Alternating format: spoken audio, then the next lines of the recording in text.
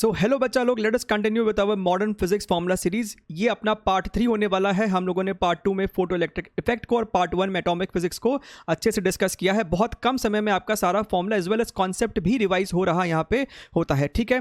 और इसके पहले हम लोगों ने बहुत सारे और फॉर्मूलेस को भी डिस्कस किया है। इलेक्ट्रोस्टैटिक्स का डिस्कस किया है हमने, वर्क एनर्जी पावर का किया है, और भी कई सारे टॉपिक्स है। सभी का लिंक आपको नीचे मिल जाएगा, ठीक है। तो चलिए स्टार्ट करते हैं हम लोग इस वीडियो को, और इसका भी पीडीएफ नोट आपको नीचे मिलेगा। बट आई ऑलवेज रिकमेंड कि आप इस वीडियो को सुने अंत तक, ताकि आपको और क्लैरिटी से समझ में आए। ये आपका जेईई मेन नीट सभी के लिए रेलेवेंट है, ठीक है।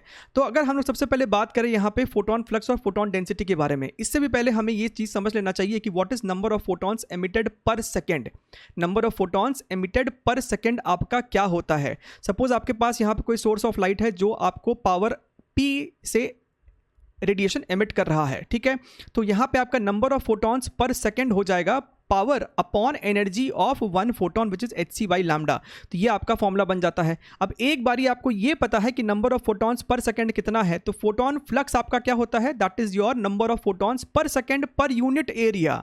तो आपको बस इस सरफेस एरिया को नीचे में लगा देना है, डिनोमिनेटर में लगा देना है। तो ये आपका फॉर्मूला बन जाएगा, राइट। अब यहाँ पे आप ध्यान से देखिए, पावर अपॉन एरिया आपको क्या होता है, दैट इज और इंटेंसिटी। सो आपको ये वाला चीज़ भी ध्यान में रखना है, ठीक है। अब एक बारी आपने फोटोन फ्लक्स सॉल्व कर लिया है, तो डेंसिटी का मतलब क्या है, डेंसिटी का मतलब है कि आप ये डिनोमिनेटर में एक स्पीड ऑफ लाइट यहाँ पे c और लगा देंगे। इसको अभी हम लोग डिराइव नहीं कर रहे, सिर्फ क्विक रिवीजन कर रहे हैं। तो ये आपका फॉर्मूला बन जाएगा फॉर फोटोन डेंसिटी, राइट। अब आपको इस फॉर्मूले में, इन फॉर्मूलेज में आपको सिर्फ I की वैल्यूज़ को सब्स्टिट्यूट करना है। फॉर एग्जांपल मान लीजिए आपके पास यहाँ पे कोई पॉइंट सोर्स है, और पॉइंट सोर्स के वजह से जो आपको रेडिएशन होता है वो स्फेरिकल वेवफ्रंट के फॉर्म में ट्रैवल कर रहा होता है। तो किसी भी r डिस्टेंस पे आपको जो इंटेंसिटी होता है, that is your I is equal to power upon 4πr²। बस इसी I की वैल्यू को उठा के हम यहाँ पे डाल देंगे और हमको आंसर मिल जाएगा फोटोन डेंसिटी या फिर फोटोन फ्लक्स का, जो भी हमसे पूछा जा रहा है, ठीक है। अगर हम लोग बात करें वेव पार्टिकल डुअलिटी की, तो हम सभी को पता है कि वेव आपको दो तरीके से हम लोग उसको ट्रीट करते हैं, राइट। वो आपको लाइट आपको पार्टिकल नेचर भी होता है, या फिर वो वेव नेचर भी शो कर रहा होता है, ठीक है। पार्टिकल नेचर में हम लोग फोटोन के बारे में बात करते हैं, और वेव नेचर में हम लोग उसको EM वेव की तरह ट्रीट करते हैं, ठीक। पार्टिकल नेचर में आपको जो एनर्जी होता है, that is your momentum into c, right. इसका भी डेरिवेशन में अभी हम लोग नहीं जा रहे हैं, आपको बस ध्यान में रखना है, energy is equal to P into C. और वेव नेचर में आपको पता है कि एनर्जी आपको होता है hc बाई लैम्डा, राइट। अब दोनों सेम ही चीज़ के बारे में बात हो रहा है, तो एनर्जी भी सेम होना चाहिए। आप दोनों को जब इक्वेट करेंगे तो आपको निकल के आएगा momentum of photon is equal to h upon lambda. अब इसी से आपको इंस्पायर होके, इन्फ्लुएंस होके डी ब्रॉगली ने एक हाइपोथेसिस दिया था, राइट। एक अजम्पशंस उन्होंने किया था कि अगर आपका लाइट पार्टिकल की तरह बिहेव कर रहा है, तो पार्टिकल भी, यानी कि फिजिकल पार्टिकल्स भी आपको वेव की तरह बिहेव कर सकता है। और उन्होंने फिर किसी भी फिजिकल पार्टिकल का जो वेवलेंथ है वो दिया सेम इक्वेशन से, that is h upon p, जहाँ पे p आपका मोमेंटम है ऑफ दैट पार्टिकल। तो हम लोग ये फॉर्मूले का सबसे ज़्यादा इस्तेमाल करते हैं इन प्रॉब्लम सॉल्विंग, और इसके ऊपर सवाल आपको हमेशा एक सेशन में तो देखा ही जाता है, lambda is equal to h upon mv, ठीक है। अच्छा, अब अगर हम लोग बात करें रेडिएशन फोर्स और प्रेशर के बारे में, तो हम लोग सेंटर ऑफ मास कोलिजन में ऑलरेडी ये चीज़ पढ़ के आते हैं कि अगर कोई पार्टिकल आपका कोलाइड करता है किसी सरफेस से, तो वो उस सरफेस पे फोर्स लगाता है, और वो फोर्स हम लोग निकालते हैं change of momentum per unit time. कुछ ऐसा ही हम लोग यहाँ पे भी देख सकते हैं। सपोज ये आपका एक बॉडी है, एक सरफेस है, और इस पे आपको एनर्जी इंसिडेंट है, राइट। रेज आपको इस पे इंसिडेंट है, रेज का आपको पावर यहाँ पे P है। हम लोग नॉर्मल इंसिडेंस की बात कर रहे हैं। सपोज ये आपको एक क्रॉस सेक्शन एरिया पे इंसिडेंस हो रहा है, ठीक है। सबसे पहली बात, आपको जनरली जो भी सवाल आएगा उसमें ये जो बॉडी है वो आपको जनरली ब्लैक बॉडी रहता है, यानी कि वो सारा का सारा एनर्जी को एब्जॉर्ब कर रहा होगा। अब क्या होगा कि ये जो रे ऑफ लाइट है वो अपना सारा मोमेंटम इस बॉडी को ट्रांसफर कर दिया। So what is the change in momentum. अगर हम चेंज इन मोमेंटम की बात करें, so that is basically h by lambda itself, right. एक फोटोन का मोमेंटम क्या होता है, h बाई लैम्डा होता है, राइट। अब आप ध्यान से देखिए, तो हमें तो टोटल चेंज इन मोमेंटम निकालना है। So the force experience by this body is equal to number of photons falling per second multiplied by momentum change। अब number of photons per second क्या होता है, ये हमने सबसे पहले ही यहाँ पे देखा था, राइट।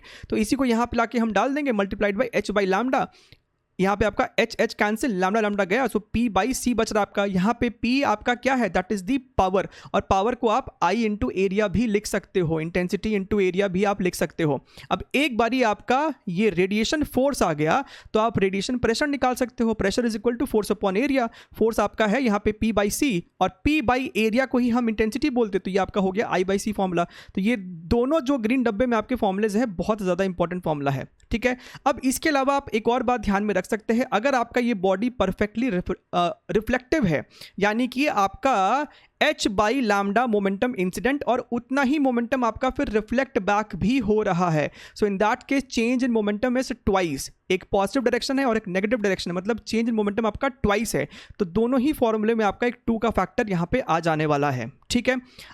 ये आपका मेंस के लिए सफिशिएंट है। अगर हम एडवांस की बात करें तो इसमें आपको फिर ये भी हो सकता है कि आपको ये भी बोल दिया जाए कि कुछ परसेंटेज रिफ्लेक्ट हो रहा है, कुछ परसेंटेज एब्जॉर्ब हो रहा है, या फिर आपको ये ओब्लिकली इंसिडेंट है।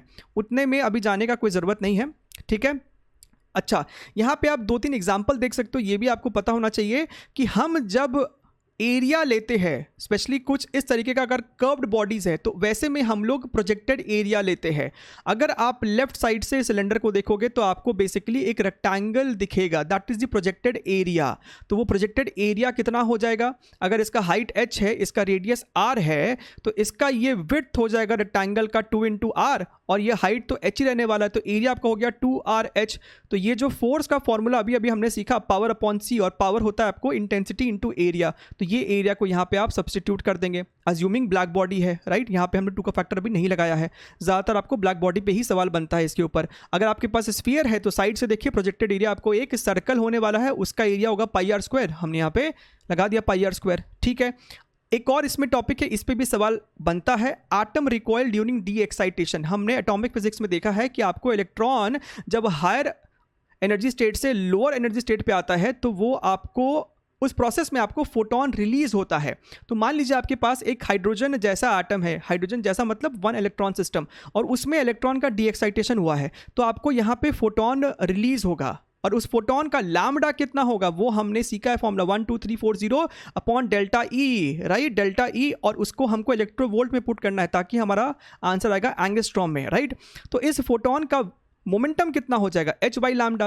अब यहाँ से फोटोन आपको राइट साइड गया है मान लीजिए, तो ये जो एटम है वो भी आपको रिकॉइल होगा left side, linear momentum conservation. तो हमें ये v रिकॉइल पूछ सकता है, so m into V recoil is equal to momentum of this photon. तो आप यहाँ से ये फॉर्मूला इक्वेट करेंगे तो आपको v रिकॉइल का फॉर्मूला निकल के आ जाएगा h अपॉन लैम्डा m।